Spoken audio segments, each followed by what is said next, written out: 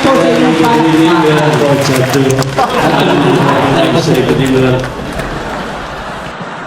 Kami Thank you very much. nagpapasalamat Good sapagkat evening, sa Brother Poch. pangalawang pagkakataon. Thank you very much. Hoy, paano tayo maintindihan sumasabay ka sa akin? Bakit sino mo unang magsasalita? Nakita mo kahit nervous ako, pinilit ko sumakay dito. Para mauna lang ako kumalunod.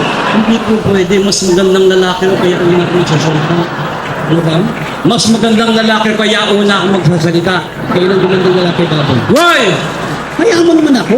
Lagi naman ikaw nauuna. Hindi nga po pwede. Mas malaki ako kaya una ako magsasalita. Ikaw? Ako muna. O sige. Mas matalo mo. Ngiti-ngiti. Ako na. Kanya-kanya naman tayong may. Kaya binigyan tayo tig-isa para malaman ko. Kung sasabihin mo, malalaman ko naman ba?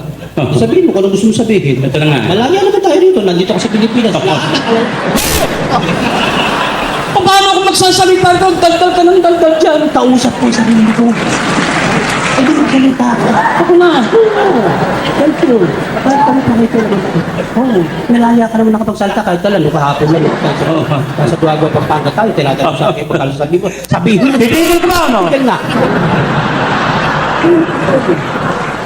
Let's say, good evening, friends. We are the Pork Chop Duo. We are the local version of Menudo. I'd like to say good evening to our friends, to our distinguished guests, and also to the members of the Parents Teachers Association. Bakit na namaamat ka ng awat? Okay na sana. Binanatan ko. Anong parents and teacher? Wala ka sa eskwelahan. Nasa metro ka. Ano mong mali doon? Anong parents and teacher sa istasabi mo? Tatanungin kita, Oh. ikaw ba'y nakakasigurong walang magulang ngayong gabi dyan? Kung sa bagay nga naman. Anong magulang sa English? Parents. Parents. Nakakasiguro ka bang walang guro ngayong gabi dyan? Sa bagay. Anong guro sa English? Teachers. Pag pinagsama mo yung dalawang, anong tawag mo? Association. Ano mali ron? Ano ba? Nung tayo maglibot, okay lang yun. Ang karap natin, ibang tao, ibang lahi. Pwede ka magsalita ng English. Kapwa mo, Pilipino, ang karap mo, binanatan mo ng English. Pare, that's the formal way of greeting. Wala akong sinasabing hindi formal. Pero alalahanin mo sinabi ng ating dakilang bayani. Ang hindi na magmahal sa sariling wika ay hindi makakarating sa karunungan. Hindi. Ano ka naman kalokohan? Ano ka naman sa amin? Ilagay natin magkamali ako sa kahatak mo. Pero yung mga pinapag-usap sa ito, kayo nagkasalita, hindi naman nagsabi sa inyo. Binanatan mo yun natin, nagig-English ka ng English. Tignan mo ko, bakit hindi mo ko tularan? Ako ba'y narin mo ng English? No, sir! Bullshit! Napanatong mo ako ng hindi. Ikaw ba, mag-English ka rin pala? Pinapano ko lang, marunong din naman ako ng konti. Kaya mo nagbabati na ako. Mga kaibigan, alam niyo, sa totoo lang, kami masayang gabi sapagkat narito kayo upang saksiyan ng paggawa ng aming volume 2 ng BCD. Thank you very much.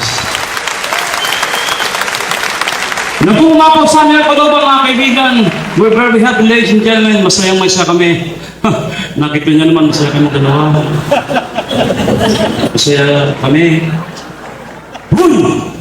Kanina pa kung masin-masin makasimangot ka yan.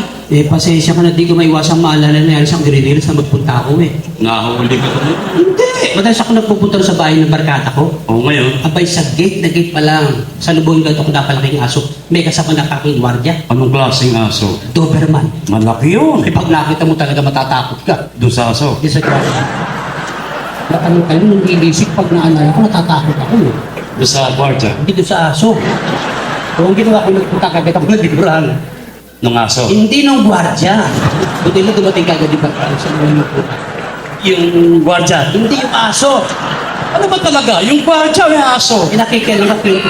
Hindi na ako tumama. Mga kaibigan, pasensya na po kayo samantala na nagpapakilala kanila sa korte, wala po sa kondisyon. Tuwing mo naalala ko yung mukha nung talaga ko natatakot ako eh. Doon sa aso. Hindi sa gwardiya.